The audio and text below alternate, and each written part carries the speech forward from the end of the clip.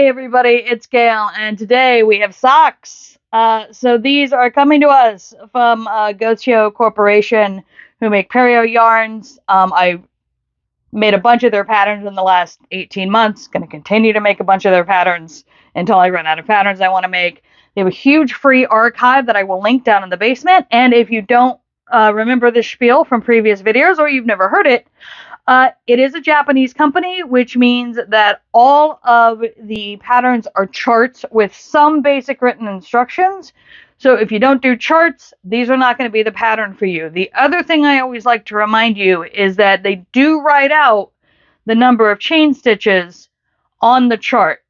They do not include the turning chains. So if it says chain 17, it actually means chain 17 plus however many you need for the turning chain. So I just always like to make people aware of that. That being said, let's talk about these socks.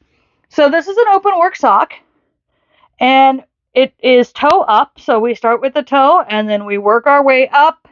It is an afterthought heel that we will pick up at the end, and it's got a little bit of elastic up here in the cuff to hold it into place. And this actually uses shockingly little yarn because it is mostly mesh stitch.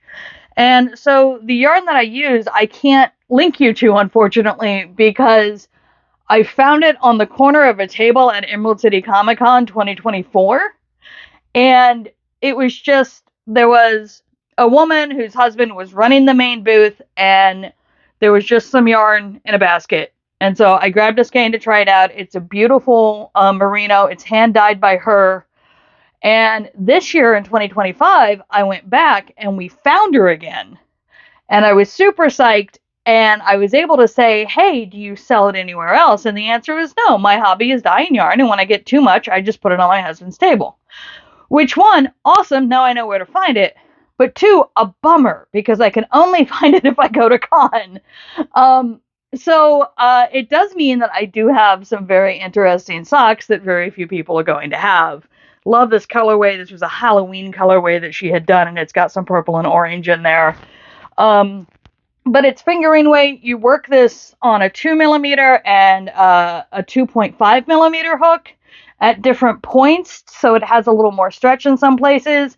And then, of course, mesh stitches being mesh stitches, you will end up with quite a bit of stretch in the foot and the calf. These are a little bit loose on my ankle personally, but that's good because they are meant to be a sloucher sock when you look at the pattern photo. So I think it worked up exactly like it was supposed to. I have a half skein of this yarn left I have to figure out something to do with. And I really like them.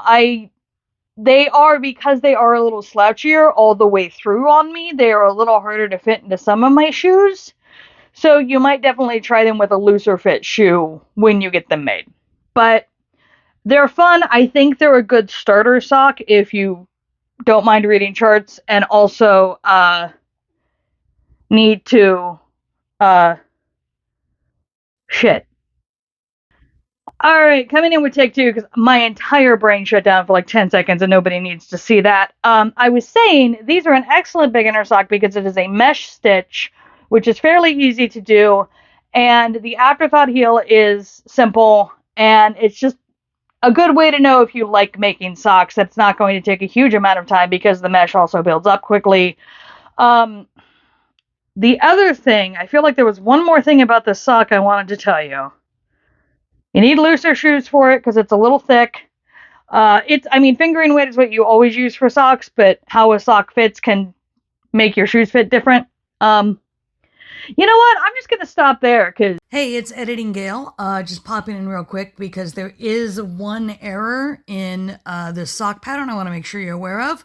So when you're looking at the chart, it shows you the toe, and then there's a lot of dotted lines going up from the toe. I'm going to put it up here for you to see. The yellow X's are not shown with the proper dotted lines, probably just because it was hard to fit them in. So on the image that's on the screen, there's the yellow X's that don't have the lead lines, and then the red squares indicate where those should go. If you don't do that, you get the wrong stitch count when you're working up from the toe, and then you get very confused like I did. But I wanted to make sure to mention that this will be on the Modern Pattern errata page on my website, as well as up here, so it will be there if you need it. So back to the outro. I can feel my brain chugging to a stop on this entire conversation, which I don't think is fair. Anyway, yeah, so very cute, fun little socks, easy to make. Necessary links will be in the basement for the full archive to look at for this particular sock pattern.